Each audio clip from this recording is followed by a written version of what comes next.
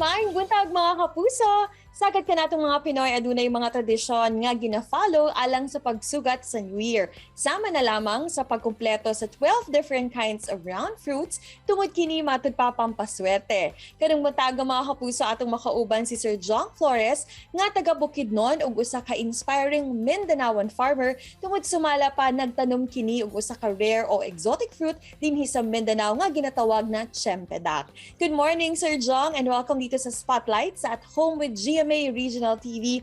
Sir John, can you tell us something about this rare and exotic fruit na ginatawag natong Tsempedak?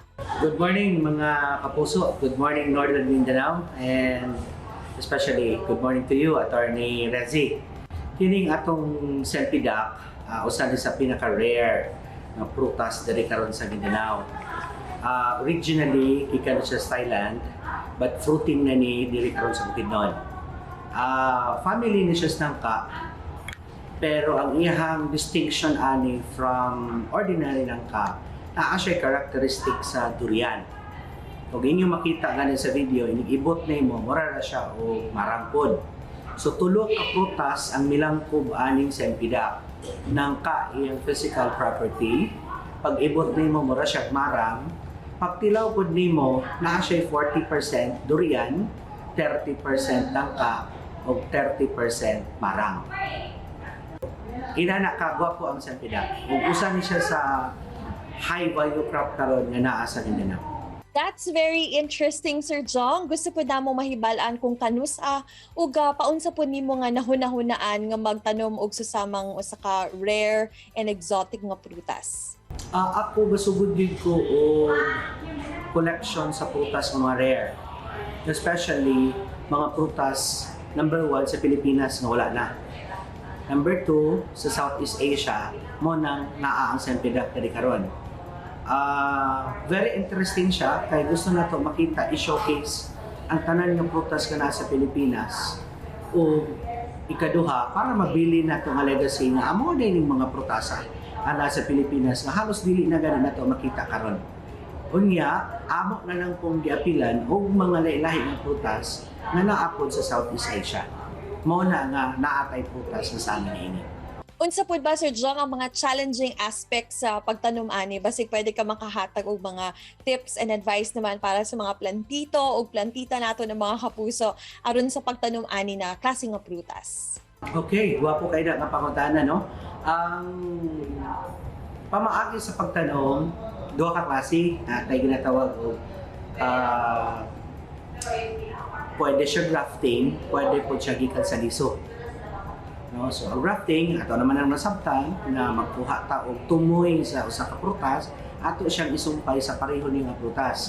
O ang pinaka simple kanang pwede po sa liso. So kining Tsempedak, family ni siya sa nangka ug marang, so pwede ra kaayo itanom nato siya sa liso. Pwede po siya i-grafting. So duha ang pamaagi sa pagpadaghan ug pagtanom aning Tsempedak.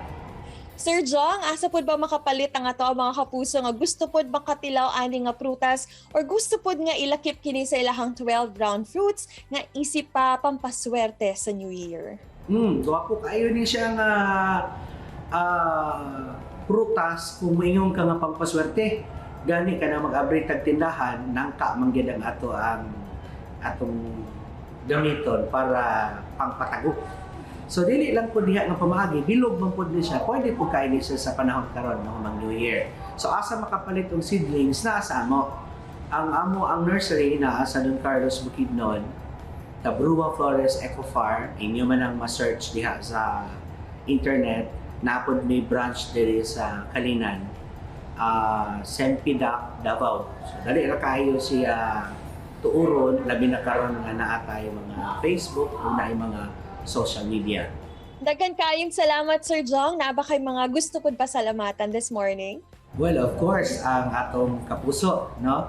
At Home with GMA Regional TV. Daghang kayong salamat sa opportunity nga inyong gihatag nga maka-share mi sa rare fruits collection nga naa sa among farm ug amo po ni siyang ginabaligya. And at the same time, usa ka maayong oportunidad karon nga mananong tag prutas, no, dili lang sa pag-collect na to sa prutas kung dili makabalik pud ni siya sa paglunhay sa atong kinaiyahan o apil na ana ang usa ka potential nga income or source of income. So, thank you very much. Again, thank you very much, Sir Jong. Stay safe always and Happy New Year! Daghang salamat kapuso. Happy New Year sa tanan. Kini ang At Home with GMA Regional TV.